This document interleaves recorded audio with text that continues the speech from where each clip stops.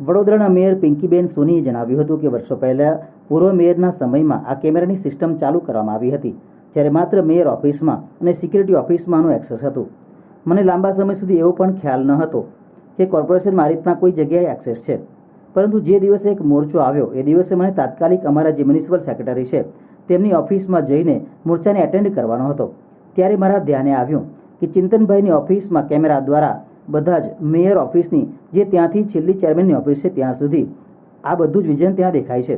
એટલે મેં ઈચ્છા વ્યક્ત કરી કે ભૂતકાળમાં પહેલાં આવી રીતે મેયર પણ આવી રીતે જોઈ શકે છે. ત્યારે મને જણાવવામાં આવ્યું કે જે તે વખતે મેયર દ્વારા રજૂઆત કરી પ્લાનિંગ ચાલુ કરવામાં આવ્યું હતું. ત્યારે મેયર ઓફિસમાં આ રીતે કોમ્પ્યુટરમાં આ એક્સેસ હતા. ત્યારે કોર્પોરેશનમાં સફાઈ સેવકો માટે 1200 મહેકમ ઊભા કરવામાં આવ્યા. એના પછી લગભગ અઠવાડિયા પછી 138 જેટલા સફાઈ સેવક ભાઈઓ મને ફૂલ આપી સન્માન કરવા માટે આવ્યા હતા. તે દિવસે અમારી એક મોટી મિટિંગ ચાલી રહી હતી, જેમાં ધારાસભ્યને બધા બેસીને મિટિંગ કરી રહ્યા હતા. એમના વિસ્તારનો કોઈ પ્રશ્ન હોય એ બાબતે મિટિંગ ચાલી રહી હતી. આ દરમિયાન આ લોકોને લગભગ 3 થી 3.5 કલાક બહાર રાહ જોવી પડી હતી. અને જ્યારે એ લોકો મારું સન્માન કરવા અંદર આવ્યા ત્યારે મારા દ્વારા પૂછાતા ખ્યાલ આવ્યો, જાણકારી મળી કે એ લોકો 3.5 કલાક સુધી રાહ જોઈ છે. ત્યારે મને પણ એમ થયું કે જો આવી રીતે બહારની મારી જે પ્રેમાસીસ છે એનું જો મને ખ્યાલ રહેતો હોય તો આટલા બધા લોકોને મારી આટલી રાહ જોવી ના પડે.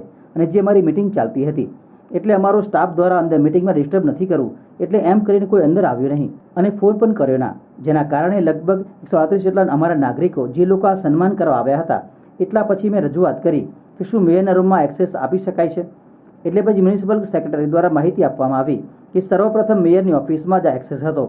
એટલે મેં ઈચ્છા વ્યક્ત કરી કે અહીંયા ચાલુ કરવામાં આવે તો મને પણ થોડી આવી રીતે બહાર કોઈ વડીલ હોય, કોઈ દિવ્યાંગ આવ્યું હોય અને મારી કોઈ મિટિંગ ચાલતી હોય તો મને થોડો ખ્યાલ આવે તો હું એમને તાત્કાલિક ભલે ચાલુ મિટિંગ હોય તો આપણે કોઈ એવા ઇમરજન્સીવાળા લોકોને એટેન્ડ કરી શકીએ, જેથી કરીને તેવા લોકોની વધારે સમય રાહ જોવી ન પડે. વડોદરા મ્યુનિસિપલ કોર્પોરેશનમાં સીસીટીવી કેમેરા લગાવવામાં આવ્યા છે અને તેના જે તે અધિકારી પદાધિકારીઓ પાસે રહેલા એક્સેસને લઈને ભારે ચર્ચાઓ ચાલી રહી છે. ડેપ્યુટી મેયરની કેબિન સામે મૂકવામાં આવેલ સીસીટીવી કેમેરા થકી જાસૂસી કરવામાં આવતી હોય તેવી ચર્ચાઓ ચાલી છે. સાથે સાથે આ વિડીયો સ્ટેન્ડિંગ કમિટીના ચેરમેનની કેબિનમાં એક્સેસ અપાયા છે, જ્યારે સ્ટેન્ડિંગ કમિટીના અધ્યક્ષ સીસીટીવી મીડિયાની દખલગીરીથી બંધ કરાવ્યા હતા. ડેપ્યુટી મેયરની કેબિનમાં અંદર સુધીનો વ્યૂ હોવાથી ડેપ્યુટી મેયર નારાજ થયા છે, તો બીજી તરફ મેયરે પણ સીસીટીવી કેમેરાનો વ્યૂ બદલવામાં આવશે. હાલ તો મહાનગર મ્યુનિસિપલ કોર્પોરેશનના 5 પદાધિકારીઓને એક્સેસ આપવાની ચર્ચા ચાલી રહી છે. કેમેરા તો જે મૂકેલા છે વર્ષોથી એના એ જ છે, એટલે કોઈ ઇન્ટેન્સલી કેમેરો મૂક્યો એવું કશું છે નહીં. અને એમની ઈચ્છા એવી છે તો કેમેરાની દિશા બદલી નાખવામાં આવશે. કેમેરો યથાવત રહેશે. સ્થાયી સમિતિના એમને એ જ્યારે બેઠા હતા ત્યારે મેં રજૂઆત કરી મનીષભાઈને.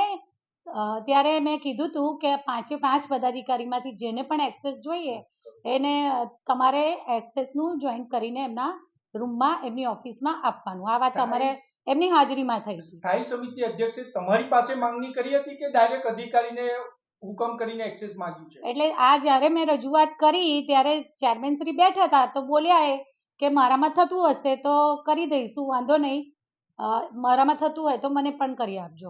એની મને કોઈ જાણ નથી. મારે ત્યાં એક્સેસ ક્યારે ચાલુ થયું તે મારા સ્ટાફને પૂછી અને હું આપને તારીખ આપી શકું છું. અને એવું કશું કોઈ નજર રાખવી કે કોઈનું કયો શબ્દ બોલ્યા આપ? જાસૂસી. તો એવું તો કશું છે નહીં, કારણ કે જ્યારથી નીચે પણ ચાલી રહ્યું હતું આ એક્સેસ ત્યારે કોઈ દ્વારા એવું કહેવામાં નથી આવ્યું કે કોઈ XYZ દ્વારા અત્યાર સુધી અમારી જાસૂસી કરવામાં આવી છે. નહીંતર હું પણ મેયર હતી તો મારી ઓફિસના પણ એક્સેસ કોઈ જગ્યાએ તો હતા જ. તો એટલે એવું કંઈ છે નહીં. આ એક મેન્યુઅલ છે. દરેક પ્રાઇવેટ પણ ઓફિસોમાં પણ અને સરકારી ઓફિસોમાં પણ હવે તો કેમેરા કોઈ એવી ક્રિટિકલ સિચ્યુએશનને આપણે કેમેરામાં જ્યારે કેપ્ચર થઈ હોય, કોઈક વ્યક્તિ એવું આવ્યું હોય કે શંકાસ્પદ વ્યક્તિ, તો એના માટે થઈ અને કોઈક એવો અણબનાવ બને છે ત્યારે આ કેમેરા ચોક્કસ આપણા માટે પથદર્શક બની શકે છે અને ઉપયોગી પણ થઈ શકે છે જ્યારે કોઈ પ્રકારની ખોટી વર્ણતુક કોઈને કરવામાં આવે, જેનો ભોગ હું પહેલાં પણ બની ચૂકી છું. મારી કોઈ રજૂઆત છે નહીં. આ કેમેરો લાગેલો હતો એ પણ મને તો ખબર નહોતી, પરંતુ ચિંતનભાઈની ઓફિસમાં આનો એક્સેસ હતો એ ખબર હતી.